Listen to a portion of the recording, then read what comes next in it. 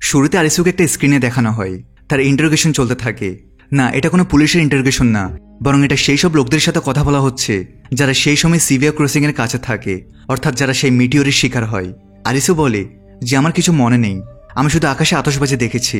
আমি আর আমার বন্ধুরা একটা বাথরুমে গিয়ে লুকিয়ে পড়ি, কিন্তু বাইরে আসতেই যেন সব লোক গায়েব হয়ে যায়। সেখানে তাকে জিজ্ঞেস করা হয় যে আপনার তো হার্ট অ্যাটাক হয়েছিল। তো হ্যাঁ, অ্যাকচুয়ালি আরিসুর রিয়েল লাইফে হার্ট অ্যাটাক হয়, কিন্তু এর চেয়ে বেশি এ ব্যাপারে তার কিছু মনে নেই। আর তখনই সেখানে এক লোক আসে যার নাম রিওজি, আর সেই সোজা আরিসুকে জিজ্ঞেস করে সেই সময় তুমি বেহুশ ছিলে, তুমি কি কোনো স্বপ্ন দেখেছো? এখন এটা শুনে আরিসু কনফিউজড হয়ে যায় যে স্বপ্ন? সে বলে হ্যাঁ, যেখানে তুমি গেমস খেলেছো। গেমস? কেমন গেমস? আমি বুঝতে পারছি না। আসলে এই স্বপ্নগুলোর ব্যাপারে আরিসুর কিছুই মনে ছিল না, কিন্তু সে বলে যে আমার শুধু একটা সফরের কথা মনে আছে, যেটা এই জিনিসটার অর্থাৎ বর্ডারল্যান্ডের সাথে কোনো সম্পর্ক ছিল না। তাই রিউজি হতাশ হয়। সেখানে অন্য আরেকজন রিউজিকে বলে রিউজি একটু ধীরে সুস্থ কাজ করো, কিন্তু রিউজি বলে আমি যতজনের সাথে কথা বলেছি তাদের মধ্যে অনেকেই গেমসের কথা উল্লেখ করেছে, কিন্তু অন্য কেউই তার কথা মানতে রাজি নয়। তারা বলে যে সম্ভবত তুমি এদের মাথায় গেমসের কথা ঢোকাচ্ছ। রিউজি বুঝতে পারে যে লোকগুলোর মধ্যে কমন কিছু তো আছে। সে তার বই উঠিয়ে সেখান থেকে চলে যায়। সেখানে রিউজি আরিসুর সাথে করিডোরে ধাক্কা খায় আর তাকে সমস্ত ইন্টারোগেশনের ব্যাপারে জিজ্ঞেস করতে থাকে। সে আরিসুকে এমন কিছু কথা বলে যা শুনে আরিসু প্যারেশান হয়ে যায়। সে বলে যে তুমি আমাকে সব বলতে পারো, সব, অর্থাৎ এমন কিছু কথাও যা সাধারণ মানুষ বিশ্বাস করতে চাইবে না। ওয়েল, এটা শুনে আরিসু কিছুটা কনফিউজড হয়ে যায়, কারণ আরিসুর কোনো আইডিয়া নেই এ ব্যাপারে যে আসলে সে কি জানতে চায়। সেখানে উসাগে ছিল যে আরিসুর জন্য ওয়েট করছে, আর রিউজি সেখানেই থাকে। তো সে রিউজিকে বলে জেনারের সাথে দেখা করুন, এ হলো আমার ওয়াইফ। হ্যাঁ, আরিসু আর উসাগি এই রিয়েল লাইফে বিয়ে করে ফেলেছে। এবার আরিসু আর উসাগি নিজেদের বাড়ির দিকে রওনা দেয়। আরিসু পেছন ঘুরে তাকাতেই সে ক্যাম্পাসের ভেতরে রিউজিকে দেখতে পায়, যে তাকে একদৃষ্টিতে দেখেই চলেছে, আর তার চেহারায় কোনো রিয়েকশন নেই। সেখানে রিউজি নিজের অফিসে চলে যায়। সেখানে সে রেকর্ড করছে যে কিভাবে 10 জন লোক তাকে একই কথা বলছে, যে তারা নিজেদের জীবনে মরতে মরতে বেঁচেছে। একটা খালি শহর, গেমস, আতশবাজি, এই সব কিছু তারা বলছে। তখনই তার কাছে একটা র্যান্ডম মেইল আসে। সেই মেইলে লেখা ছিল যে আমি একটা ইন্টারেস্টিং ইনফরমেশন পেয়েছি। এটা পড়ে রিউজি নিজের হুইল চেয়ার করে বেরিয়ে পড়ে, আর সে নির্জন গলি দিয়ে যেতে যেতে সে একটা রেস্টুরেন্টে গিয়ে পৌঁছায়। সেখানে সিভিয়া ক্রসিং এর সিন দেখানো হয়। সেই জায়গাটাকে অনেকটাই ঠিক করে ফেলা হয়েছে, আর আশেপাশের বিল্ডিংগুলো আবার তৈরি হতে শুরু করেছে। সেই হোটেলের ভেতর রিউজি একা বসে থাকে। তখন একটা মেয়ে তার কাছে আসে আর জিজ্ঞেস করে তুমি কি আর কেউ আছে? সেই মেয়েটি তাকে জিজ্ঞেস করে তো তুমিও কি সেই সেমিনারে যেতে চাও? তো রিউজি তাকে বলে যে হ্যাঁ, আমি সেই সেমিনারে যেতে চাই, কিন্তু সেখানে পৌঁছানো খুব মুশকিল। তো যদি তুমি সেখানে আমার জন্য সুপারিশ করে দাও তাহলে আমি সহজেই সেখানে পৌঁছাতে পারবো। মেয়েটি বলে তুমি কি গেমস খেলেছো? রিউজিটা শুনে একদম অবাক হয়ে যায়। গেমস? সে বলে হ্যাঁ, সে গেমসগুলো অনেক মজাদার। মেয়েটির কথা শুনে রিউজি তাকে সাইকো মনে করে, কিন্তু সে একটা কাজের কথা অবশ্যই বলে দেয়। সে রিউজিকে বলে যে যদি সেই জায়গায় পৌঁছাতে হয় তাহলে 1 সপ্তাহ পর তোমার কাছে একটা মেইল আসবে। সেই মেইলই সেই জায়গার অ্যাড্রেস লেখা থাকবে। এভাবে সময় কেটে যায়। আরেকদিন সেই মেইল আসে। তো রিউজির নির্জন গলি দিয়ে যেতে যেতে সে বিল্ডিং পর্যন্ত পৌঁছে যায়। সেই বিল্ডিংটা সব বিল্ডিংয়ের মধ্যে বেশ অদ্ভুত আর একটা আলাদা আভা ছড়াচ্ছিল। সেই বিল্ডিংয়ের ভেতরে রিউজি গিয়ে লিফট দিয়ে উপরের ফ্লোরের দরজা খুলতেই তার সামনে অ্যারো চিহ্ন দেখতে পায়। সে অ্যারোগুলো একটা রাস্তার দিকে নিয়ে যাচ্ছিল, আর অ্যারোগুলোকে ফলো করতে করতে রিউজি একটা স্থানে পৌঁছায়। কিন্তু সেখানে সে একা ছিল না, সেখানে সে একটা গ্রুপের সাথে দেখা করে। কিন্তু তখনই সেখানে অন্ধকার থেকে এক ব্যক্তি বেরিয়ে আসে। সে বলে আপনাদের সবাইকে স্বাগত, অর্থাৎ সেও রিউজির মতো একজন সাধারণ ব্যক্তি ছিল। সে অচেনা ব্যক্তি তাদের বলে যে প্লিজ আপনারা সবাই এখানের চেয়ারগুলোতে বসে পড়ুন। সবাই সেখানের চেয়ারে বসে যায়, কিন্তু রিউজি চেয়ারের পাশেই নিজের হুইল চেয়ারে বসে থাকে। কিন্তু সেই ব্যক্তি বলে যে প্রত্যেকের চেয়ারে বসাটা জরুরি। তো রিউজির সাহায্য করার জন্য একজন লেডি তার কাছে যায়, কিন্তু তখনই তাকে থামিয়ে দেওয়া হয়। সে বলে যে একবার চেয়ার সিলেক্ট করে ফেললে আপনি আর এখান থেকে উঠতে পারবেন না। তখন বেচারা রিউজি অনেক চেষ্টা করে নিজের হুইল চেয়ার থেকে সেই চেয়ারে বসে যায়। তখনই সেই ব্যক্তি বলে যে এখন আমরা একটা গেম শুরু করছি। কিন্তু এই কথা শুনতে একজন লেডি বলতে থাকে যে গেম? আমি তো এখানে মৃত্যুকে কাছ থেকে অনুভব করতে এসেছিলাম। ব্যক্তিটা বলে এই সফরে অংশ নেওয়ার জন্য এই গেমটা জেতাই একমাত্র শর্ত। এখন এই কথাটা কেউই বুঝতে পারে না, কারণ সফরের ব্যাপারে কোনো উল্লেখ করা হয়নি। যদি কিছু দেয়া হয় তো সেটা হলো কার্ডস। সে বলে যে চলুন গেমটা শুরু করা যাক। আর এই গেমের নাম হলো দ্য ওল্ড মেড। টেবিলের উপরে রাখা সব কার্ড সব প্লেয়ার তুলে নেবে, আর যদি সেই কার্ডগুলোর মধ্যে কোনো সেম পেয়ারের কার্ড থাকে তাহলে সেটা প্লিজ টেবিলে ফেলে দিন। একজন লেডির কাছে পেয়ার ছিল, তো সে টেবিলে ফেলে দেয়। ব্যক্তিটা বলে এই গেমের শেষে যার কাছে জোকার থাকবে সেই হবে ওল্ড মেড, আর সেই হবে এই গেমের উইনার। তো গেম শুরু হয়, আর প্রত্যেক প্লেয়ারকে অন্য প্লেয়ারের কাছ থেকে একটা কার্ড নিতে হবে। পাশের প্লেয়ার প্রথম ব্যক্তির কাছ থেকে জোকারের কার্ডটা বের করে নেয়, আর তখনই ব্যক্তিটা বলে, মনে রেখো, যদি তোমার কাছ থেকে জোকারের কার্ড নেওয়া হয় তাহলে তুমি এলিমিনেট হয়ে যাবে। এই কথাটা সেই প্লেয়ার বুঝতে পারে না। তখনই সে সোজা একটা শক খায়, অনেক বড় শক। তার চোখ লাল হয়ে যায় আর সে সেখানেই মারা যায়। এটা দেখে প্লেয়াররা শকড হয়ে যায়। আর একজন প্লেয়ার ভয়ে নিজের চেয়ার থেকে উঠে দাঁড়ায় আর তাকেও খুব জোরে কারেন্টের শক লাগে। ব্যক্তিটা আবার বলে, আমি বলেছিলাম যে আপনারা নিজেদের চেয়ার ছাড়তে পারবেন না। এটা দেখে সব প্লেয়ার ঘাবড়ে যায়, ভয় পেয়ে যায়। তারা নিজেদের চোখে বিশ্বাস করতে পারছে না। কিন্তু রিউজি দেখে যে শকটা লাগছে কিভাবে। তো অ্যাকচুয়ালি সেসব চেয়ার টেবিলের নিচে রাখা কোনো এক বড় মেশিনের সাথে কানেক্টেড ছিল, যেটা তাদের সবাইকে এত জোরে কারেন্টের শক দিচ্ছিল। গেম চলতে থাকে। এক এক করে তাস এক প্লেয়ার থেকে অন্য প্লেয়ারের কাছে যেতে থাকে।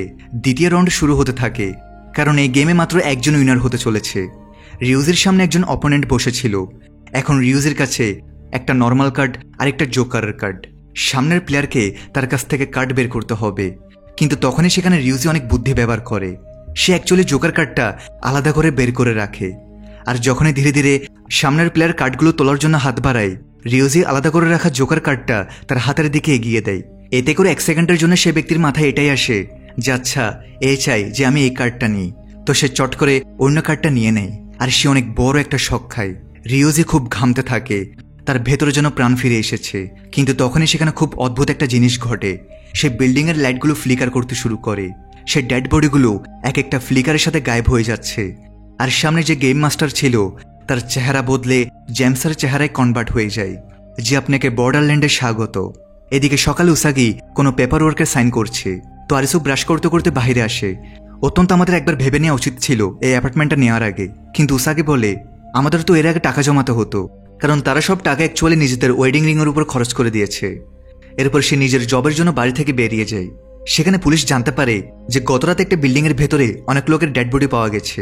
অন্যদিকে আরিসু যেখানে কাজ করে সেটা একটা কাউন্সেলিং সেন্টার। সে তার পেপার ওয়ার্ক করছিল। আর তখনই সে নিজের নতুন ক্লায়েন্টের সাথে দেখা করতে যায়, যে আর কেউ নয় বরং অ্যান ছিল। আরিসু অ্যানকে দেখে একটুও শকড হয় না। আরিসু তাকে রুমে নিয়ে যায় আর বলে যে আপনি কোল্ড ড্রিঙ্কস বা চা কোনটা নেবেন। কিন্তু সে কিছু নেয় না, বরং একটা উত্তর দেয়। সে বলে, আরিসু, আমি তোমাকে চিনি, আমরা আগেও দেখা করেছি। কিন্তু আরিসু কিছু বুঝতে পারে না। সেখানে উসাগি যখন নিজের কাছ থেকে বাড়ি ফিরছিল তখন তার নজর একটা বড় বিল্ডিংয়ের উপর পড়ে। তখনই তার ধীরে ধীরে মনে পড়তে থাকে কিভাবে সেখানে অনেক লোক মরে পড়ে আছে, ডেড বডি ছড়িয়ে ছিটিয়ে আছে।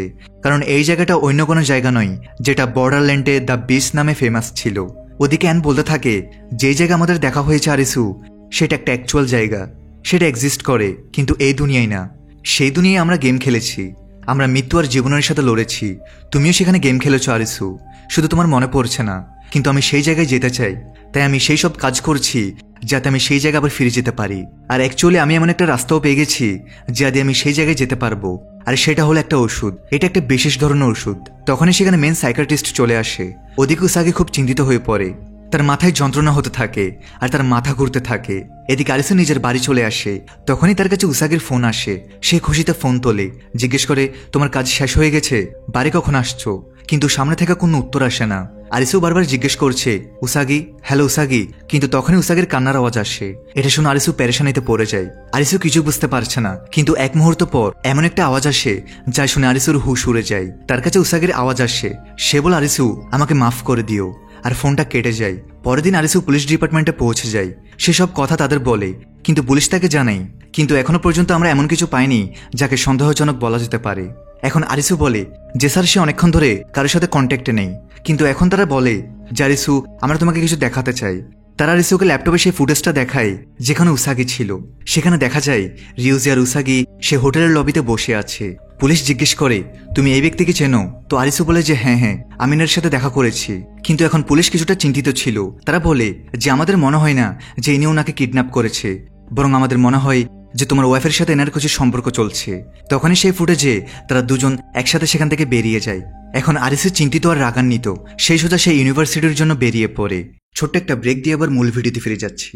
বর্তমানে বিশ্বের অন্যতম জনপ্রিয় বিশ্বস্ত অনলাইন বুকমেকার প্ল্যাটফর্মের সাথে তোমাদের পরিচয় করে দিতে চাই, যার অফিসিয়াল পার্টনার হচ্ছে সিরিয়া এবং পিএসজি। এই অ্যাপে তুমি সমস্ত লাইভ ম্যাচের ফলাফল এবং লাইভ ম্যাচ দেখতে পারবে। এমনকি তুমি স্কোর অনুমান করতে পারবে। এই অ্যাপে রয়েছে ক্র্যাশ গেম থেকে শুরু করে online salt, live match streaming এবং রিয়েল টাইম গেমিং, যেখানে তুমি আইফোন, ল্যাপটপ এমনকি বিএমডাব্লিউর মতো পুরস্কার জিততে পারো। কিন্তু সবার সেরা পছন্দ অবশ্যই চিকেন রোড। এই গেমটি খেলে সবাই দারুণ এনজয় করে, তাই যদি তুমি এখন এটি ট্রাই করে না থাকো তাহলে মিস করছো। আর সবচেয়ে ভালো বিষয় হচ্ছে নতুন ইউজাররা আমার প্রোমো কোড ব্যবহার করে সাইন আপ করলে 26,000 টাকা পর্যন্ত বোনাস এবং ফ্রি স্পিন পেতে পারে। আর যেটা টাকা তুমি চাইলে বিকাশ, রকেট, নগদ ব্যাংক এবং অন্যান্য সহজ পদ্ধতির মাধ্যমে খুব সহজেই তুলে নিতে পারো। তাহলে আর দেরি কিসের? রেজিস্ট্রেশনের জন্য পিন কমেন্টে থাকা লিঙ্কে ক্লিক করো অথবা গুগলে গিয়ে অনুসন্ধান করো আর রেজিস্ট্রেশনের সময় প্রোমো কোড ব্যবহার করে বোনাস পাও। এটি শুধুমাত্র একটি বিজ্ঞাপন। এই ধরনের অ্যাপে আর্থিক ক্ষতির সম্ভাবনা আছে, তাই এই ধরনের অ্যাপ থেকে দূরে থেকো। আর সেখানে গিয়ে সে বলে আমাকে প্রফেসরের ব্যাপারে জানতে হবে। সে লাস্ট টাইম আমার ওয়াইফের সাথে ছিল, তো সেখানে একজন লেডি তাকে জানাই যে অ্যাকচুয়ালি প্রফেসর রিউজের অ্যাবসেন্ট চলছে। সেই লেডি তাকে বলে যে উনি রিসার্চ তো করেন কিন্তু আজ পর্যন্ত না বলে ছুটি কখনো নেননি। তখন অ্যারিসো তার টেবিলের উপর একটা এসডি কার্ড রাখা দেখতে পায়, সাথে উসাগির ফাইলও রাখা ছিল। সেই এসডি কার্ডটা একটা ইন্টারভিউর ছিল। যেই সেই এসডি কার্ডটা ল্যাপটপে চালানো হয়, উসাগি জানাই যে তার রোজ রাতে অদ্ভুত স্বপ্ন আসে। রিওজি জিজ্ঞেস করে কি ধরনের স্বপ্ন। উসাগি বলে সে প্রতি রাতে স্বপ্নে তার বাবাকে দেখে, সে একই স্বপ্ন রোজ আসে আর সেই ক্লিফ থেকে লাফ দিয়ে নিজের প্রাণ দিয়ে দেয়। সে জিজ্ঞেস করে হতে পারে তুমি তোমার বাবাকে কখনো বিদায় জানাতে পারোনি, এই কারণে তুমি চিন্তিত। এমন কি আর কোনো কথা আছে যার জন্য তুমি আফসোসে আছো? আর কি বলতে চাও? উসাগি জানে যে অ্যাকচুয়ালি এই কথাগুলো আমি কারোর সাথে শেয়ার করতে পারি না। তো রিওজি জিজ্ঞেস করে এমনকি তোমার হাজব্যান্ডের সাথেও না? সে বলে যেই আমি হসপিটালে হুঁশ ফিরে পাই আমার জীবন খুব ফাস্ট ফেসে চলে যায়। এই স্টোরিটাকে ধীরে ধীরে এগিয়ে নিয়ে যাওয়ার বদলে আমাদের হঠাৎ করেই বিয়ে হয়ে যায়। আর দ্যাটস হোয়াই আমি আমার হাজব্যান্ডকেও এ ব্যাপারে কিছু বলতে চাই না। এখন এটা শুনে আরিসের মন ভেঙে যায় যে তার ওয়াইফ তাকে পুরোপুরি সত্যিটা বলতে চায় না। উসাগি বলে আজও আমি আমার বাবার সাথেই আটকে আছি। সেই সব স্বপ্ন একদম সত্যি মনে হয়। এমন লাগে যে তিনি এখনো সেই জায়গায় বেঁচে আছে। আমার কষ্ট হোক, আমার চোখে জল আসুক, এমনকি আমাকে আমার বাবাকে মরতে দেখতে হোক, কিন্তু তিনি সেই জায়গায় বেঁচে আছে, তো আমি সেই জায়গায় যেতে চাইব। সেখানে আরিসু এইসব শুনে যখন বাড়ি ফিরছিল তখন টানেলে একটা আলো পড়ে। সেখানে একজন ব্যক্তি চলে আসে, আর সে আর কেউ না বরং জেমস ছিল। জেমস ধীরে ধীরে তার দিকে এগোতে থাকে আর বলতে থাকে যে আরিসু, তুমি আমার অনেক সাহায্য করেছো। তোমার সাহায্যের কারণেই আমি সেই জায়গায় সিটিজেনশিপ পেয়েছি। আমি তোমার সাথে দেখা করতে চেয়েছিলাম। তখন সে নিজের পকেট থেকে কার্ড বের করে সেটা আরিসুর পকেটে ঢুকিয়ে দেয়। আর সে বলে যে তোমার গার্লফ্রেন্ড সেও সেই গেমসগুলো খেলছে। সে কার্ডটার সাথেই সে বলে তো চলো মজা করা যাক। তখনই জোরে একটা আলো পড়ে আর তখনই জেমস সেখান থেকে গায়েব হয়ে যায়। তখনই আরিসু চিন্তিত হয়ে যায় যে জেমস হঠাৎ করে কোথায় গায়েব হয়ে গেল। তখনই তার কাছে একটা কল আসে। সেই কলটা হসপিটাল থেকে ছিল। সে দৌড়ে দৌড়ে যায় আর বলে ওর কিছু হয়নি তো? তারা বলে যে দেখো ও কোমাতে আছে, আর যদি কোনো সময় ওর হার্ট অ্যাটাক হয় তাহলে কথাটা অপ্রত্যাশিত হবে না। সে মেইন ডাক্তারের সাথে দেখা করে আর ডাক্তার বলে যে ওর রক্তে কোনো এক ধরনের ড্রাগস পাওয়া গেছে, কিন্তু ডাক্তার তাকে জানায় আপনার ওয়াইফ এই মুহূর্তে প্রেগনেন্ট।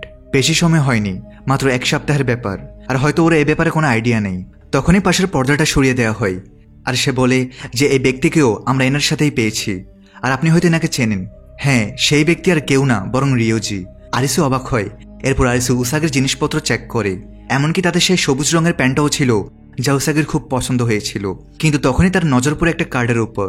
সেই কার্ডটা সে তোলে আর উল্টে দেখে ওটা একটা জোকার কার্ড। সেই কার্ডটা দেখে আরিসু অনেক কিছু বুঝতে শুরু করে, কিন্তু ততটাই বেশি কনফিউশনও হয়। তো পুলিশ তাকে জানায় যে রিউজির কাছেও সেম কার্ড ছিল। এরপর আরিসু অ্যানের কাছে যেতে থাকে। সে তার অফিসে যায় আর সে অ্যানকে বলে যে দেখুন, আমার ওয়াইফ এই মুহূর্তে কোমাতে আছে আর সে প্রেগনেন্টও। যে কোনো মুহূর্তে ওর হার্ট অ্যাটাক হতে পারে। আমার কাছে সময় নেই। কোনো একজন ব্যক্তি আমাকে এই জোগাড়ের কার্ডটা দিয়েছে। তুমি আমাকে সেই দুনিয়ার ব্যাপারে বলেছিলে যে আমরা সেখানে গেম খেলেছি আর সাথে জিতেও ফিরেছি। অ্যান শুধু এটুকু বলে যে 2 মিনিট যখন কোনো মানুষের হার্টবিট থেমে যায় তো সেই হার্টবিট আবার শুরু করার জন্য 2 মিনিটের সময় থাকে। অর্থাৎ হার্টবিট থেমে যাওয়ার পর থেকে মৃত্যু হওয়ার মাঝে 2 মিনিটের সময় থাকে মানুষের কাছে, আর এই 2 মিনিটের মধ্যেই সে মানুষটা বর্ডারল্যান্ডে পৌঁছে যায়। তো তোমার কাছে 2 মিনিট আছে, আরিসু যাও আর নিজের বউ বাচ্চাকে বাঁচাও। কিন্তু এটা শুনে আরিসু উত্তেজিত হয়ে যায়। 2 মিনিট? এইসব আমি 2 মিনিটে কিভাবে করব? অ্যান তাকে জানাই যে লাস্ট টাইম যখন তুমি বর্ডারল্যান্ডে গিয়েছিলে তো আমরা সেখানে বেশ ভালো লম্বা সময় কাটিয়েছিলাম, কিন্তু সেই লম্বা সময়টা এই দুনিয়ার 1 মিনিটের সমান ছিল। সে বলে যে এটা এখনকার 2 মিনিট হোক, কিন্তু তুমি সেখানে অত্যন্ত সময় পাবে। এই লড়াইটা অনেক লম্বা চলতে পারে। কিন্তু আরিসু জিজ্ঞেস করে যে আমি যদি 2 মিনিটে ফিরে না আসি তাহলে? অ্যান বলে তুমি এখানে মারা যাবে। কিন্তু তখনই আরিসুর কাছে একটা কল আসে। সেই কলটা হসপিটাল থেকে এসেছিল, যেখানে ডাক্তার বলে উসাগির হার্ট অ্যাটাক হয়েছে, অর্থাৎ এখন সে নিজের জীবন আর মৃত্যুর মাঝে লড়ছে। তাই আরিসু বলে যে এখন আমার জীবনের কোনো পরোয়া নেই। তাই অ্যান দ্রুত ডয়ের খোলে, সেখান থেকে সে ওষুধটা বের করে আর সে ওষুধটা সে সোজা আরিসুর হাতে ইনজেক্ট করে দেয়। সে জিজ্ঞেস করে আরিসু কিছু হয়েছে, কিন্তু এখন আরিসু চিন্তিত, কারণ কিছুই হয়নি। সে দ্রুত ঘড়ির দিকে তাকায় আর বলে যে আমাদের কাছে সময় নেই, কিন্তু সেই ঘড়ির কাঁটা নড়ছেই না, সেই ঘড়িটা থেমে গেছে। সে বলে এই ঘড়িটা তো থেমে গেছে। অ্যান অ্যান তুমি কোথায়? হ্যাঁ, তার চোখের সামনে সব থেমে গেছে, সব গায়েব হয়ে গেছে, কারণ সে পৌঁছে গেছে বর্ডারল্যান্ডে। সে রুম থেকে বাইরে বেরিয়ে আসে। পুরো হসপিটাল আর পুরো বিল্ডিংই খালি। সে ধীরে ধীরে এক্সিট ডোরের দিকে যায়। একটা বোর্ডে লেখা ছিল যে গেম সূর্যাস্তের সময় শুরু হবে, যে এখান থেকে 15 কিলোমিটার সাউথ ওয়েস্টে। সে এত লম্বা সফর পার করে সে এরিনাতে পৌঁছে যায়। সেই লাইটগুলো তাকে একটা মন্দিরের দিকে নিয়ে যায়। যেই সে দরজায় পৌঁছায়, সে দরজাটা খুলে যায়, আর তারপর ভেতরে আসতেই সে লেজারগুলো ব্লু থেকে রেড হয়ে যায়। সব প্লেয়ার ঘুরে তাকায়, দরজা তার পেছনে বন্ধ হয়ে যায়, আর অ্যানাউন্সমেন্ট হয় যে গেম খেলার জন্য সব প্লেয়ার কমপ্লিট হয়ে গেছে, আর এখন গেম শুরু হয়। এই কথা শুনে প্লেয়াররা কনফিউজড হয়ে যায়। গেম? কেমন গেম? আমাদেরকে গেম খেলতে হবে?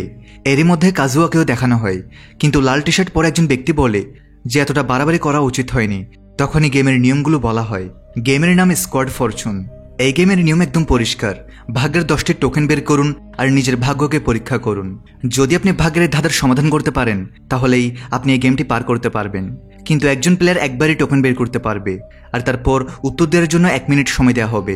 ট্যাটসো নামের এক ব্যক্তি বলে, এটা তো বেশ মজার লাগছে, তাই আমি চেষ্টা করতে যাচ্ছি। সে তার লাকি ডোর স্টিক বের করে আর 17 নম্বর ডোর খুলতে যায়, কিন্তু সেটা নিজে থেকেই খুলে যায়। তার ভেতর থেকে সে একটা ফরচুন পায়, গ্রেট ফরচুন। সেটা দেখে সে খুশি হয়ে যায়। কিন্তু আরিসু বলে যে যদি আপনার গ্রেট ফরচুন বের হয়, তাহলে হয়তো কিছুই হবে না, তাই আমাদের টোকেন বের করা চালিয়ে যাওয়া উচিত। তখন একজন মহিলা চেষ্টা করে, সে ফরচুন বের করে, আর তারও ভালো ফরচুন বের হয়, কিন্তু অতটা ভালো না। সেজন্য তার স্লিপের উপর একটি ম্যাথমেটিক্যাল প্রশ্ন আসে। সবাই প্রশ্নটির সমাধান করতে লেগে যায়। বেশিরভাগ প্লেয়ার বলে উত্তর 15, কেউ 18, আর কেউ বলে 21। তবে সে তাড়াহুড়া করে বলে দেয় এর উত্তর 18। অ্যানাউন্সমেন্ট হয় যে সঠিক উত্তর হলো 15। এখন সেই মেয়েটি বেশ দুঃখী হয়ে যায় যে সে ভুল উত্তর দিয়েছে, কিন্তু তখনই অ্যানাউন্সমেন্ট হয় আপনার উত্তর আর সঠিক উত্তরের মধ্যে যতটা ব্যবধান হবে, ততগুলো জ্বলন্ত তীর আপনার উপর ছোড়া হবে। এই কথা শুনে সব প্লেয়ার কনফিউজড, তার মানে কি? আর তখনই একটি তীর এসে সোজা তার গলায় লাগে। সে সেখানেই পড়ে মারা যায়। এটা দেখে সব প্লেয়ার ভয় পেয়ে যায়। একজন প্লেয়ার সোজা দরজা খুলে বাইরে পালানোর চেষ্টা করে, আর লেজার তার মাথার উপর পড়ে। প্লেয়াররা একে একে নিজেদের টোকেন বের করতে থাকে। তখন এক মহিলা ড্র বের করে, আর তার গুড ফরচুন বের হয়। এই গুড ফরচুন ব্যাড ফরচুন আসলে প্রশ্নের ডিফিকাল্টি বোঝায়। এই জন্য প্রথম ব্যক্তির গ্রেট ফরচুন ছিল, তাই তাকে কিছুই জিজ্ঞেস করা হয়নি। কিন্তু একেও একটা প্রশ্ন দেওয়া হয়। প্রশ্নটি ছিল যে কতজন লোক হলে 50% লোকের জন্মদিন একই দিনে পড়বে। অপশন ছিল 23, 78, 183 অথবা 365। কিন্তু প্লেয়াররা র্যান্ডম নম্বর অনুমান করতে থাকে, আইডিয়া লাগাতে থাকে, কিন্তু ম্যাথমেটিক্যাল ক্যালকুলেশন কেউ করে না। তার উপরে একজন ব্যক্তি বলে মনে হচ্ছে 23 হবে। যেহেতু সময় খুব কম ছিল, তাই সেও তাড়াহুড়া করে উত্তর দেয় 78। অ্যানাউন্সমেন্ট হয় সঠিক উত্তর 23। অর্থাৎ এখন 23 আর 78-এর মধ্যে যে সংখ্যাটি আছে, ততগুলো তীর আকাশ থেকে ঝরতে চলেছে।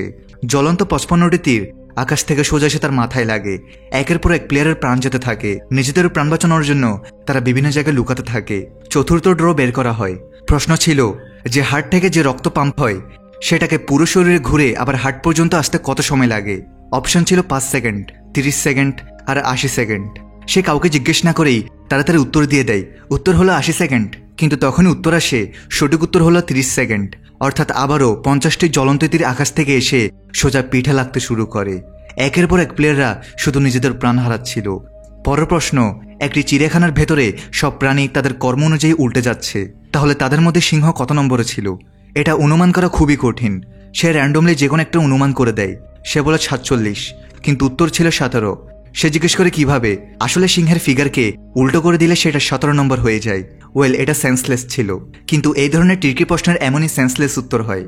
এভাবে আবারও জ্বলন্ত তীর আসতে থাকে। আরিসু কোনো মতে নিজের প্রাণ বাঁচিয়ে রেখেছে। সব প্লেয়ার একের পর এক ভুল উত্তর দেয়। আকাশ থেকে আগুন ঝরতে থাকে। যেই একজন প্লেয়ারের পিঠে জ্বলন্ত তীর লাগে, আরিসুর পুরনো স্মৃতি মনে পড়তে থাকে। সেই আগুন দেখে তার আসলে দ্য বিচের কথা মনে পড়ে যায়, যেখানে উইসকে জ্বালানো হয়েছিল। এই কারণে ধীরে ধীরে আরিসুর এই গেমের মধ্যেই পুরো ফ্ল্যাশব্যাক মনে পড়ে যায়, সে যে গেমগুলো খেলেছে। অন্যদিকে নবম ড্র পালা আসে। ভাগ্য ছিল খুব ছোট, স্মল ফরচুন। প্রশ্ন ছিল যে গরুকে দুধ তৈরি করার জন্য তার রক্তের অনেক নিউট্রিশনের প্রয়োজন হয়, তো 1 লিটার দুধ তৈরি করার জন্য গরুর কত লিটার রক্তের প্রয়োজন হবে? ওয়েল, এটা খুবই অদ্ভুত প্রশ্ন ছিল। আরিসু জিজ্ঞেস করে কেউ কে এই প্রশ্নের উত্তর জানে, কিন্তু এই জিনিসটা কেউ কিভাবে জানবে? তাই সে র্যান্ডমলি আন্দাজ করে দেয় 2 লিটার। কিন্তু যে উত্তর আসে সেটা শুনে সবার হুঁশ উড়ে যায়। সঠিক উত্তর ছিল 450 লিটার। এটা শুনে কাজুয়া পাগল হয়ে যায় যে মানে কি, এত রক্ত লাগে 1 লিটার দুধের জন্য। এখন 448টি জ্বলন্ত তীর আকাশ থেকে ঝরতে থাকে। এই তীরের কারণে অনেক প্লেয়ারের প্রাণ যায়, আর একজন মহিলার পায়ে তীর লেগে যায়, তবে সে বেঁচে ছিল। ট্যাটসু এসে তাকে সাহায্য করে। এখন প্লেয়ারদের অবস্থা খুব খারাপ ছিল, পুরো জায়গা পুরো ছাই হতে চলেছিল। শেষ ড্র বের করার জন্য এবার আরিসুর পালা আসে। আরিসু যেই তার লাকি ড্র বের করে তখন তার ফরচুন বের হয় এক্সট্রিমলি ব্যাড, অর্থাৎ পুরোপুরি কপাল পুড়ে গেছে। পাশের প্লেয়ার বলে বাহ। প্রশ্নটা এমন ছিল যে কেউ শুনেই পাগল হয়ে যাবে। প্রশ্নটা ছিল যে এই মুহূর্তে পৃথিবীর জনসংখ্যা কত। তখন এক মহিলা বলে, আমি শুনেছি এই পৃথিবীর জনসংখ্যা প্রতি বছর 80 মিলিয়ন করে বাড়ে, আর কিছু বছর আগে এটা 7.88 বিলিয়ন ছিল। কিন্তু তখনই প্লেয়াররা বলে যে যদি এটা আমরা ভুল হই তাহলে মিলিয়ন মিলিয়ন তীর উপর থেকে পড়বে। কিন্তু তখনই অন্য প্লেয়ার বলে, পাগল নাকি, এটা কিভাবে সম্ভব। এখন সময় ধীরে ধীরে কমে আসছিল। তখনই আরিসু ঘুরে উত্তর দেয় 7.9 বিলিয়ন। সঠিক উত্তর ছিল 8 বিলিয়ন, অর্থাৎ পুরো 100 বিলিয়নের পার্থক্য। যদিও আরিসু খুব কাছাকাছি ছিল। সব প্লেয়ার এটা শুনে ভয় পেয়ে যায়, ঘাবড়ে যায়, চারিদিকে নিস্তব্ধতা ছেয়ে যায়, যেন ঝড়ের আগের শান্ত অবস্থা। আর তখনই তারা আকাশে হয়তো তাদের জীবনের সবচেয়ে ভয়ঙ্কর দৃশ্য দেখে। পুরো আকাশ মেঘে লাল হয়ে গিয়েছিল। 1 বিলিয়ন তীর আসতে চলেছিল আকাশ থেকে। এই পয়েন্টে কিছু ভাবা যাচ্ছিল না। তারা জিজ্ঞেস করে, এখন আমরা কি করব, কারণ 1 বিলিয়ন তীর লুকাবে কোথায় তারা। আরিসু তার মাথা কাটায়, আর তার একটি কথা মনে পড়ে যে অ্যানাউন্সমেন্টের একদম শুরুতে বলা হয়েছিল যদি এই ফরচুনের রহস্য সমাধান করে ফেলা যায় তাহলে আপনি হয়তো বাঁচতে পারেন। তখনই আরিসু এই কথাটা ভাবতে থাকে যে এই কথার মানেই বা কি। তখনই তার মনে পড়ে যে প্রত্যেকটি টোকেনের ভেতরে একটি কথা লেখা ছিল যে আপনার জন্য একটি দিক অশুভ। তখনই আরিসু সেই প্লেয়ারদের কাছ থেকে তাদের টোকেন চাইতে থাকে। এখন আসলে প্রত্যেক প্লেয়ারের নিজেদের একটি ব্যক্তিগত অশুভ দিক ছিল, আর সে লক্ষ্য করে যে প্লেয়ারদের অশুভ দিক ছিল সেই দিক থেকে আসলে তীরগুলো আসছিল। তো সব প্লেয়ার নিজেদের দিক বলতে থাকে, আমার সাউথ ওয়েস্ট, আমার সাউথ ইস্ট। কিন্তু ট্যাটসুই একমাত্র প্লেয়ার ছিল যার এক্সট্রিম গুড লাক ফরচুন ছিল। তো তার ভেতরে হয়তো যে দিকটি লেখা ছিল সেটাই হয়তো ভালো দিক। তো সে তাদের জিজ্ঞেস করে, তোমার টোকেনটা কি? সে বলে, আমি তো সেটা ফেলে দিয়েছি। এখন সবাই খেপে যায়, ফেলে দিয়েছো তুমি? তখনই আকাশ থেকে ঝরতে থাকা তীর দূর থেকে দেখা যেতে থাকে। তখন আরিসু বলে, নর্থ ওয়েস্ট, এমন একটা দিক যে এখন পর্যন্ত কারো মুখ থেকে শোনা যায়নি। প্রত্যেকে নিজেদের খারাপ দিক বলেছে, কিন্তু নর্থ ওয়েস্ট কেউ বলেনি। তাই সম্ভাবনা আছে যে এক্সট্রিম গুড ফরচুনের ভেতরে নর্থ ওয়েস্টে সেই জায়গা ছিল। সবাই নর্থ ওয়েস্টের দিকে দৌড়াতে থাকে, কিন্তু সমস্যা হলো নর্থ ওয়েস্টে যাওয়ার রাস্তা নেই। তখন আরিসুর মাথায় একটা কথা আসে যে আমি যখন এই মন্দিরে এসেছিলাম তখন আসলে সিঁড়ি বেয়ে উপরে এসেছিলাম, তার মানে এই জায়গাটা উঁচুতে তৈরি করা। এর মানে এর নিচে কিছু তো আছে, অর্থাৎ এই মন্দিরের নিচে কোনো জায়গা আছে, কোনো টানেল বা কোনো বাংকার। তখন তার নজর একটা পাথরের উপর পড়ে। সে পাথরের সামান্য ফাঁক দেখা যাচ্ছিল। তখনই সে পাথরটি তুলতে শুরু করে। কাজুয়ার একজন ব্যক্তি এগিয়ে আসে, আর তারা পুরো শক্তি লাগিয়ে সেটা তুলতে চেষ্টা করে। ওদিক থেকে তীর ঝরতে শুরু করে, সাক্ষাৎ মৃত্যু আর আগুন ঝরছিল। তখনই তারা সে পাথরটা খুলে ফেলে, আর তার নিচে তার একটি টানেল দেখতে পায়। প্লেয়াররা তার ভেতরে লাফিয়ে পড়ে। আরিসু অন্য প্লেয়ারদের বাঁচানোর জন্য চিৎকার করে। সে প্লেয়াররা দৌড়াতে দৌড়াতে আসছে, কিন্তু তীরগুলো এত দূরতে আসছিল যে সবাই আগুনে ছাই হয়ে যাচ্ছিল। আরিসু এক দূরে গিয়ে সোজা টানেলে ঝাঁপ দেয়, আর সেই টানেলের সামনে লেখা ছিল, কনগ্রেটস, আপনি গেমটি সার্ভাইভ করে ফেলেছেন। সে টানেল থেকে বাইরে বেরিয়ে তারা আরও একটা বোর্ড দেখতে পায় যেখানে লেখা ছিল যে পরের গেম পরের দিন সূর্যাস্তের সময় শুরু হবে, যা এখান থেকে 17 কিলোমিটার নর্থ ইস্টে। কিন্তু এটা পরে সব প্লেয়ার দুশ্চিন্তা পড়ে যায় যে এখনই তো একটা গেম থেকে বাঁচলাম, এখন পরেরটাও খেলতে হবে। একজন মহিলা বলতে থাকে যে না না, আমি এই গেমগুলো খেলবো না। আর তখন আরিসু বলে, তাহলে আমরা মারা যাব। সবাই আকাশে বড় একটি শিপ দেখতে পায় যার সাথে ছিল জোকারের কার্ড। আরিসু দ্রুত নিজের পকেট থেকে সে কার্ডটি বের করে। তাকে দেখে সব প্লেয়াররা নিজেদের পকেটে হাত দেয়, আর তারাও সেই জোকার কার্ড পায়। ধীরে ধীরে এখন প্রত্যেক প্লেয়ার বুঝতে শুরু করে যে হ্যাঁ, এটা সেই জায়গা, আর আমরা এই গেমগুলো খেলেছি। অন্যদিকে ট্যাটসুকে দেখানো হয় যে রিয়েল ওয়ার্ল্ডে অনেক ড্রাগস নিত। একজন ব্যক্তি তাকে জোকারের কার্ড দেয়, যে আর কেউ নেই বরং জেমস। এখন সব প্লেয়ার রাত কাটানোর জন্য কোন এক ধরনের মলে চলে যায়। সেখানে একজন মহিলা আহত মেয়েটির জন্য একটি ক্রাশ নিয়ে এসেছিল যাতে সে মহিলার হাঁটতে সুবিধা হয়। সবাই জানতে পারে যে সব প্লেয়ারই আসলে এই গেমগুলো খেলেছে, আর এমনকি ফেস কার্ডগুলোও তারা সার্ভাইভ করে ফেলেছিল। কিন্তু জোকার একমাত্র এমন কার্ড ছিল যাকে কখনো কার্ডের মধ্যে যুক্তই করা হয়নি। তো সবাই জিজ্ঞেস করতে থাকে যে এবার কি আমাদের জোকারকে হারাতে হবে। সবাই বলছিল যে তারা এখানে এসেছে বা কিভাবে।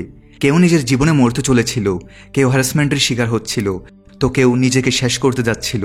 যাই হোক, চলতে চলতে সব প্লেয়াররা একটা ল্যাবরেটরিতে পৌঁছায়, আর এটাই ছিল তাদের পরের গেম। তারা সেটার ভেতর প্রবেশ করে, আর সেখানে তারা আরও একটি টিম দেখতে পায় এটা দেখে তারা খুশি তো হয়ে যায় যে চলো আমাদের ছাড়াও এখানে আরও কোনো প্লেয়ার আছে। আর তখনই সব প্লেয়ারকে গেমটি ইন্ট্রোডিউস করানো হয়। গেমের নাম দ্য জম্বি হান্ট। এখন গেমের নিয়মগুলো বলা হয়। এই গেমে প্রত্যেক প্লেয়ারকে 7টি করে কার্ড দেওয়া হবে, যা তারা একে অপরের বিরুদ্ধে ব্যবহার করবে যখন তারা টেবিলে একে অপরের বিরুদ্ধে বসে থাকবে। এই ল্যাবরেটরিটা অনেক বড়, এখানে অনেকগুলো ফ্লোর আছে আর অনেক জায়গাও আছে, সাথে টেবিলও, যেখানে বসে তারা এই গেমগুলো খেলতে পারে। দুজন প্লেয়ার একে অপরের সামনে কার্ড রাখবে, আর যার কার্ডের যোগফল বেশি হবে সে সহজেই জিতে যাবে। আর হেরে যাওয়া প্লেয়ারের কাছ থেকে একটি কার্ড নিয়ে নিবে। তো প্লেয়ার বলে, আরে ভাই এটা তো খুব সহজ, কিন্তু এতে জম্বি কোথায় এলো?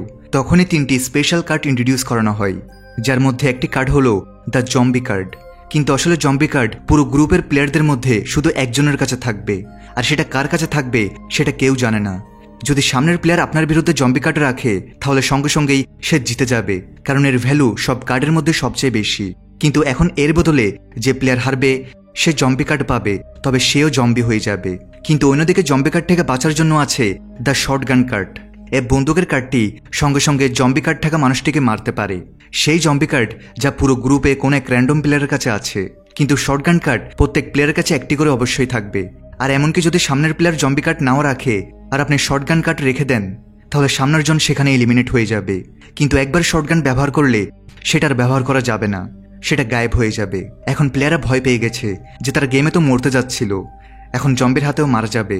আর তখনই 3য় কার্ড ইন্ট্রোডিউস করানো হয় এইসব ঝামেলা শান্তিতে মেটানোর জন্য। সেটা হচ্ছে দ্য ভ্যাকসিন কার্ড।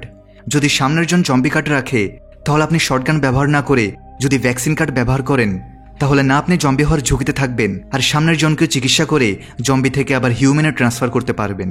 কিন্তু সমস্যা হলো ভ্যাকসিন কার্ড আসলে সীমিত সংখ্যায় আছে আর র্যান্ডমলি গ্রুপের মেম্বারদের মধ্যে ভাগ করা আছে। কিন্তু আপনি যদি নিজে জম্বি হন তাহলে আপনি ভ্যাকসিন কার্ড নিজের উপর ব্যবহার করতে পারবেন না। সুতরাং মূল কাজ হলো জম্বিদের বাড়া থেকে আপনাকে আটকাতে হবে, যাতে সাহায্য করবে শর্টগান কার্ড আর ভ্যাকসিন কার্ড। এই গেমের সময় 20টি রাউন্ড হতে চলেছে। এই 20টি রাউন্ডের মধ্যে যদি কোনো প্লেয়ারের কাছ থেকে পুরোপুরি কার্ড শেষ হয়ে যায় তাহলে তাকে সেখানেই মেরে ফেলা হবে। এই 20 রাউন্ডের পর জানা যাবে যে জম্বি বেশি নাকি মানুষ বেশি। যাদের সংখ্যা বেশি হবে তারা জিতে যাবে, আর অন্য পুরো গ্রুপকে এলিমিনেট করে দেওয়া হবে। এই ফ্যাসিলিটির ভেতরে 4টি প্রবেশদ্বার আছে। এই 4টি প্রবেশদ্বার দিয়েই টিমগুলো প্রবেশ করবে। এর মানে প্লেয়াররা বুঝতে পারে যে তাদের ছাড়াও আর অনেক টিম এই জায়গায় আসতে চলেছে যারা এই গেমগুলো খেলবে। প্রত্যেক টিমের কাছে একটি করে জম্বি কার্ড থাকবে। এতে জানা যায় যে এই মুহূর্তে এই পুরো ল্যাবরেটরির ভেতরে আসলে মাত্র 4টি জম্বি কার্ড আছে। অন্যদিকে সব প্লেয়ার নিজেদের কার্ড তুলে নেয়। আরিসু একটি কথা ভালোভাবে বুঝতে পারে যে এই গেমের ভেতরে আসলে হার জিতার কোনো মানেই নেই। শুধু আপনাকে 20 রাউন্ড শেষ হওয়ার পর নিজের কাছে অত্যন্ত একটি কার্ড বাঁচিয়ে রাখতে হবে, সেটাই আপনার বেঁচে থাকার উপায়। আর মূল যে গেমটি চলছে সেটা তো জম্বি বানাম মানুষই হবে। নিজের প্রতিপক্ষ বেছে নেওয়ার জন্য আপনাকে শুধু তাকে স্পর্শ করতে হবে আর টেবিলে বসে খেলতে হবে। টিমগুলো ভাগ হয়ে যায়, কেউ উপরে যায় কেউ নিচের ফ্লোরে যায়। আরিসুর টিম বলে যে আমাদের একে অপরের বিরুদ্ধে গেম খেলা উচিত, যাতে নিজেদের কার্ড ভাগাভাগি করতে সুবিধা হয়। গেম খেলা হয়, রাউন্ডের পর রাউন্ড চলতে থাকে। প্রত্যেক রাউন্ডের পর আপনি নিজের পার্টনার পরিবর্তন করতে পারবেন। অন্যদিকে তার সঙ্গীরা বলে আমাদের গ্রুপের কারো কাছে জম্বি কার্ড থাকবে। তো আরিসু বলে হ্যাঁ অবশ্যই থাকবে, আর সেই কথাটা আমাদের কাছ থেকে পুরোপুরি লুকানোর চেষ্টা করবে, কারণ জম্বি আর মানুষের মধ্যে যাদের সংখ্যা কম হবে তারাই মারা যাবে। তাই সে জম্বি কার্ডের কথা কখনো জানাতে চাইবে না যে সেই জম্বি, কারণ তার জীবনের উপর বড় ঝুঁকি আছে। আর এখন তার কাজ হলো সব মানুষকে জম্বিতে পরিণত করা।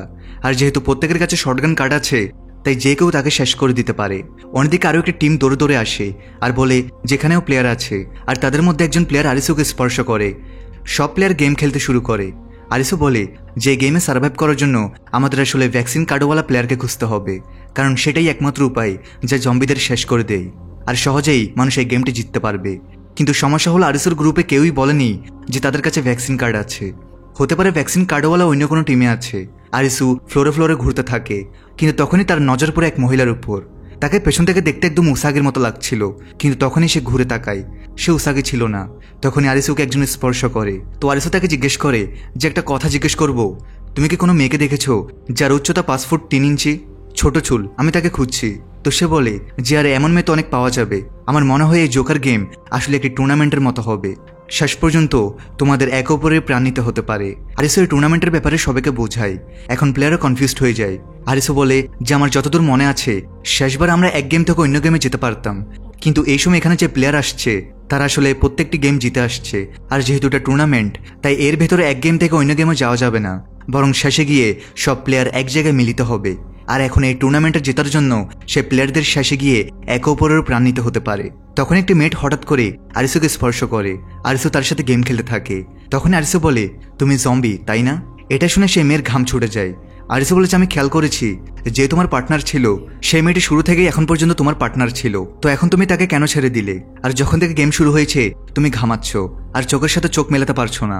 আমি জানি এটা এই জন্যই হয়েছে কারণ তুমি সেই মেয়েটিকেও জম্বি বানিয়ে দিয়েছো, আর দুজন জম্বি প্লেয়ার একে অপরের বিরুদ্ধে কার্ড খেলতে পারে না। কোনো ব্যাপার না, আমরা তোমাকে সাহায্য করব। আমরা একে অপরকে কার্ড দেখিয়ে দিই আর এই গেমটা আরামে জিততে পারি। শুধু তোমাকে আমার উপরে বিশ্বাস করতে হবে। এখন আরিসুর ভয় লাগছিল যে সে কোথাও শটগান কার্ড বা জম্বি কার্ড রেখে না দেয়, আর সে ধীরে ধীরে সে কার্ডটি উল্টায়, আর সেটা হলো টেক্কা। আরিসুর নিঃশ্বাসে নিঃশ্বাস আসে। তো হ্যাঁ, আসলে সে মেয়েটি তার কথা মেনে নেই। এখন আরিসু তাদের পুরো গ্রুপকে জানাই যে এখান থেকে দিকে দিকে জম্বির সংখ্যা বেড়েই চলছে। তখনই মেয়েটি জিজ্ঞেস করে যে এরা দুজন কি জম্বি? তাহলে এখন আমাদের কি করা উচিত? আরিসু বলে, সবার আগে আমাদের ভ্যাকসিন কার্ডওয়ালা খুঁজতে হবে। কিন্তু তখনই কাজুয়া সেখানে চলে আসে আর বলে যে এত কি ভাবছো, মেরে ফেলে তোর দুজনকে। কিন্তু অন্য প্লেয়ার বলে, পরের রাউন্ডের সামনের জন যদি তোমার উপর জম্বি কার্ড টাক করে তাহলে তুমি অনেক বড় সমস্যায় পড়বে। এখন আরিসু চিন্তিত যে কারো কাছে কোনো রাস্তা আছে। তখনই পেছন থেকে একটি আওয়াজ আসে, হ্যাঁ আমার কাছে একটি রাস্তা আছে। এটি একটি মেয়ে যার নাম রে। সে আসে আর একটি অনেক বড় মাস্টার প্ল্যান সবাইকে জানায়।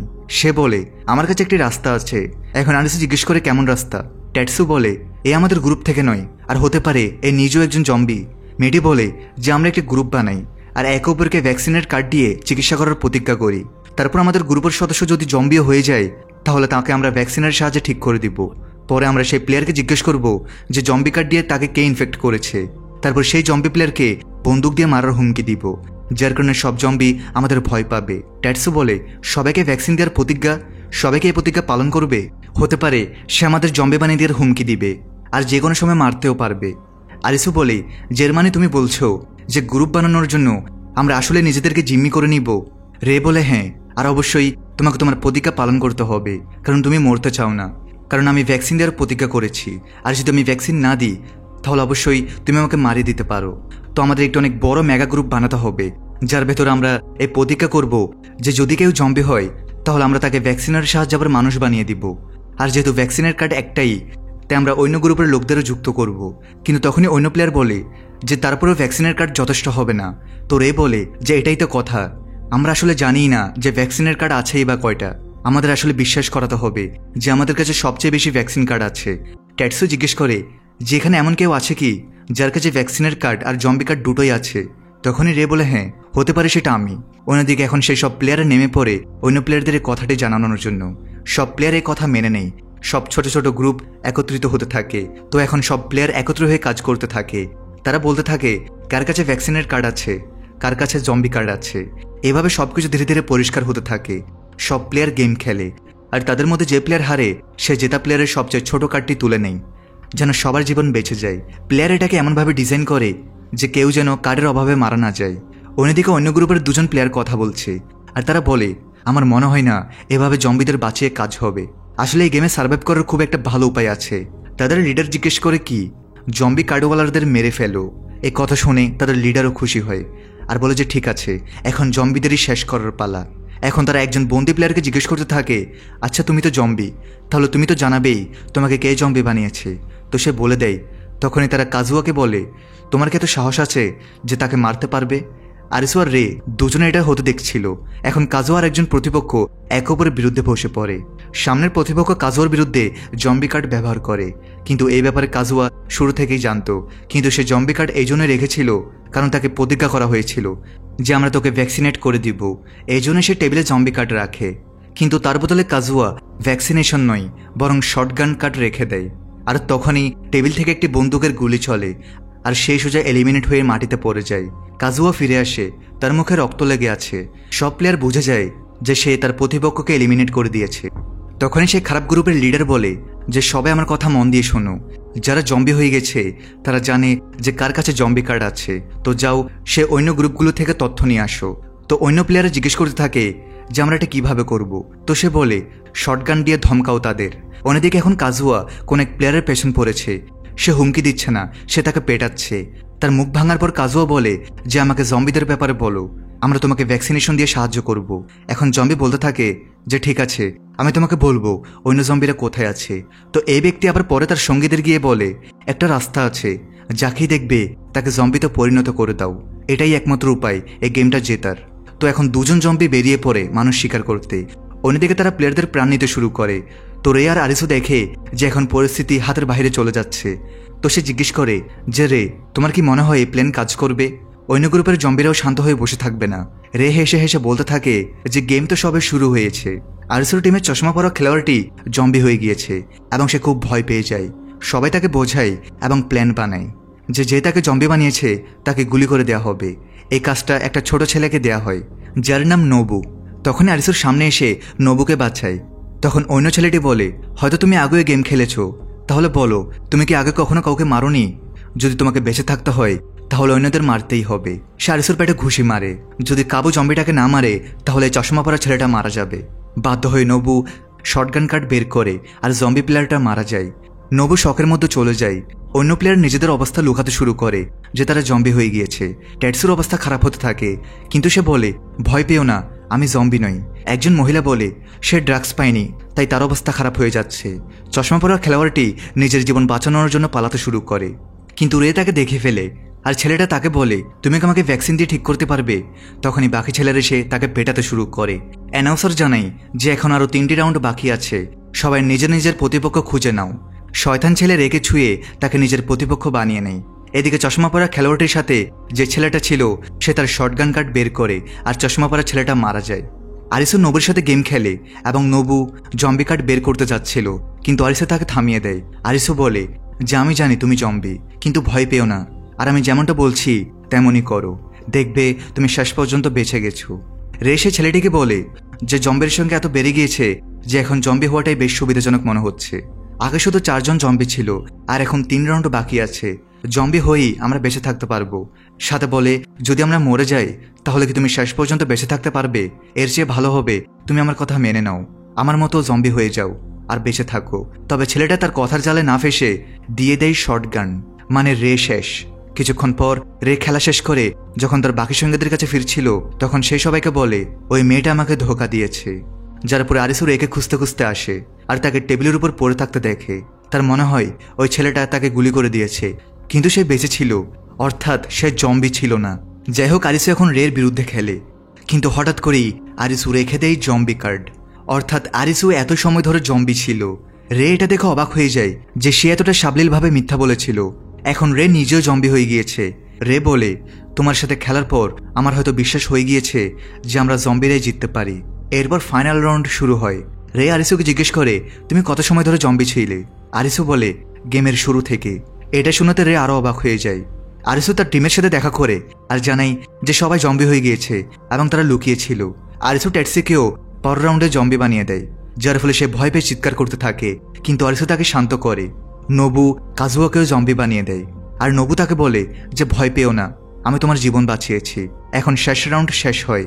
জম্বির সংখ্যা 32 আর মানুষের সংখ্যা ছিল 13, অর্থাৎ জম্বিরা এই গেমে জিতে যায়। আরিসু আর টিম যারা জম্বি হয়েছিল তারা বেঁচে থাকে আর বাকি যারা ছিল তারা সবাই মারা যায়। এই গেমটিতে শুরু থেকে একটা স্ট্র্যাটেজি ফলো করতে তারা এমনিতেও বেঁচে যেত। ভ্যাকসিন কার্ড যেহেতু কম আর জম্বি কার্ডকে বারবার ব্যবহার করা যায়, তাহলে সবাই জম্বি হওয়াই ভালো ছিল, কারণ তারা সবাই কতজনকে ভ্যাকসিন দিয়ে ঠিক করবে। এর চেয়ে ভালো জম্বি হওয়াই বেটার। আর ঘুরে ফিরে শেষ পর্যন্তই জম্বিরে জিতেছে।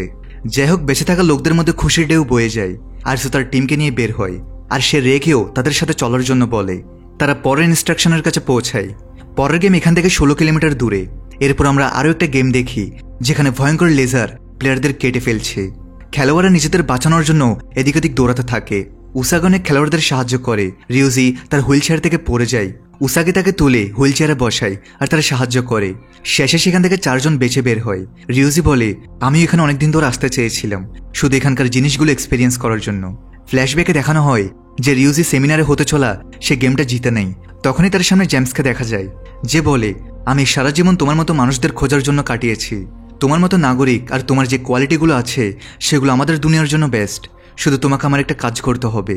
একটা মেয়ে আছে যাকে তোমাকে এই দুনিয়ায় আনতে হবে, বদলে তুমি এই গেমের দুনিয়ায় থাকতে পারবে। আমি জানি যে তুমি মৃত্যুর দুনিয়া দেখতে চাও, যা জীবন আর মৃত্যুর মাঝে আছে। তো তুমি কি এই শর্তে রাজি? রিউজি জিজ্ঞেস করে, যদি আমি ওই মেয়েটাকে নিয়ে আসি তাহলে আমি যা চাই তা কি পাবো? জেমস বলে, হ্যাঁ, শুধু মেয়েটাকে খোঁজো। তার হৃদয়ে তার বাবা বাস করে, তুমি তাকে ডাকলে সে অবশ্যই আসবে, আর তাকে এই ওষুধটা দিও। এখানে বর্ডারল্যান্ডে জেমস ইয়াবার সাথে কথা বলে আর বলে যে আরিসু এখানে পৌঁছে গিয়েছে। জেমস এটাও জানে যে রিউজির মনে উসাগের জন্য অনুভূতি বাড়ছে। রিউজি আর উসাগি পরে গেমের জন্য সাবওয়েতে পৌঁছায়। সেখানে ঘোষণা করা হয় যে গেম শুরু হতে চলেছে। একটা ট্রেন আসে আর সবাই ট্রেনে উঠে যায়। গেমটা ট্রেনের ভেতরে হতে চলেছিল।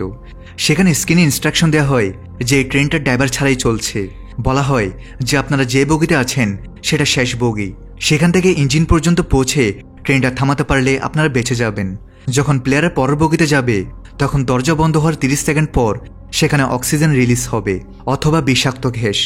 এই বিষাক্ত গ্যাস সেই বগিটা ছাড়া বাকি 8টা বগির মধ্যে 4টাতে রিলিজ হবে। তাদের বেছে নিতে হবে যে তারা মাস্ক পরবে কিনা। আর তারা 5টা ক্যানিস্টারও পাবে যেখানে বিষাক্ত গ্যাসটাকে নিউট্রালাইজ করার কেমিক্যাল আছে। প্লেয়াররা যে বগিতে যাবে সেখান থেকে তারা আর ফিরে আসতে পারবে না। এরপর সব প্লেয়ারকে গ্যাস মাস্ক আর হাতে ক্যানিস্টার লাগানোর জন্য বলা হয়। তারপর গেম শুরু হয়। তাদের পরের বগিতে যেতে বলা হয় যেখানে একটা খাঁচায় একটা পাখি বন্দি থাকে। রিউজি গ্যাস মাস্ক পরে নেই আর তাকে দেখে সবাই মাস্ক লাগিয়ে নেয়। তখনই বগিতে গ্যাস ছাড়া হয় আর সবাই ভয় পেতে শুরু করে। তারা দেখে পাখিটা বেঁচে আছে, মানে এই গ্যাসটা বিষাক্ত ছিল না, অর্থাৎ তারা নিজেদের একটা ক্যানিস্টার নষ্ট করে ফেলেছে। পরের বগিতে যাওয়ার পর গ্যাস রিলিজ হয়, কিন্তু দেখা যায় যে পাখিটা মরে গিয়েছে। লোকেরা খুশি হয়ে যায় যে সময় মতো তারা মাস্ক পরে নিয়েছিল আর তাদের জীবন বেঁচে গিয়েছে। কিন্তু এর পরের বগিতে লোকেরা সিদ্ধান্ত নেয় যে তারা মাস্ক পরবে না, কারণ আরও অনেক বগি আছে, তাই তারা কোনো রিস্ক নিতে পারবে না। তারপর গ্যাস রিলিজ হয়, কিন্তু এই গ্যাস বিষাক্ত ছিল না আর তারা বেঁচে যায়। দরজা খুলে যায় যাতে গ্যাস বাইরে বেরিয়ে যেতে পারে। তখনই তাদের সামনে আরও একটা ট্রেন দেখা যায় আর সেখানেও একই গেম চলছিল, যেখানে লোকেরা বিষাক্ত গ্যাসের কারণে মারা যাচ্ছিল। পরের বগিতে যাওয়ার পর রিউজি ভাবতে থাকে যে গ্যাস রাখার জন্য কোথাও তো একটা কন্টেনার থাকা উচিত। একটা ছেলে যে ট্রেনের ব্যাপারে অনেক কিছু জানতো সে বলে এই বগির উপর হয়তো প্যান্টোগ্রাফ নেই। প্যান্টোগ্রাফ হলো সেই জিনিস যা ট্রেনের উপরে লাগানো থাকে, যেটা ট্রেনকে ইলেকট্রিসিটি দেয়। প্যান্টোগ্রাফ না থাকার মানে হলো যে বগির উপর এতটা জায়গা আছে যে সেখানে গ্যাসওয়ালা কন্টেনার লাগানো যেতে পারে। এই বগিটার উপর প্যান্টোগ্রাফ ছিল না, মানে হতে পারে যে বিষাক্ত গ্যাসওয়ালা কন্টেনার উপরে লাগানো হয়েছে, তাই তারা মাস্ক পরে নেয়। কিন্তু কিছু লোক মাস্ক পরে না ক্যানিস্টারের গ্যাস বাঁচানোর চক্করে। তারপর গ্যাস রিলিজ হয় আর তারা দেখে পাখিটা মরে পড়ে আছে। আর যেটা হওয়ার ছিল, যারা মাস্ক পরেনি তাদের দম বন্ধ হতে শুরু করে আর তারা ছটপট করে মারা যায়। এখন সবাই পরের বগিতে পৌঁছায়। এখনও 4টা বগি বাকি আছে আর সবার কাছে 2টো করে ক্যানিস্টার বেঁচে আছে।